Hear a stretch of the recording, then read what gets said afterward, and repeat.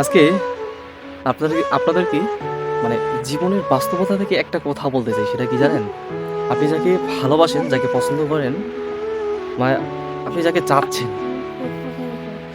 সেই মানুষটাকে না আপনি আর চাইয়েন না। আপনাকে যেই মানুষটা চায়, সেই মানুষটাকেই খুঁজুন।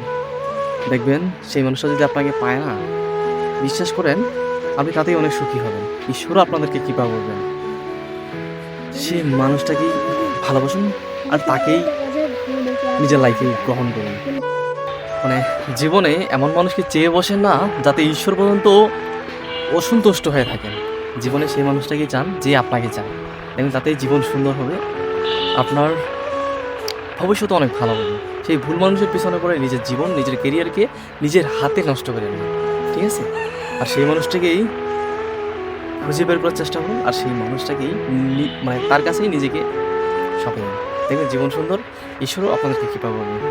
আর হ্যাঁ, এমন মানুষকে চেয়ে বসেন না যে মানুষটা আপনার মানে যোগ্যতারও বাইরে, যে আপনার যোগ্যও না, মানে যাকে আপনি যখন সেই মানুষটাকে যখন আপনি পছন্দ করবেন না, দেখবেন তার ভাব মতি ধরন এমনভাবে বদলে যাবে, কিন্তু হিসাবে দেখতে গেলে করতে গেলে সে আপনার যোগ্যেরও বাইরে, ঠিক আছে?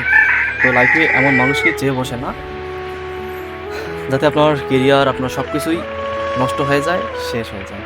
তো লাইফে আর কি বলবো, তো সঠিক সময়ে সঠিক মানুষকে নির্বাচন করুন, দেখবেন জীবন সুন্দর, আপনার ভবিষ্যৎও সুন্দর হবে। ভুল মানুষের পিছনে পড়ে নিজের সব কিছুকেই নষ্ট করেন না।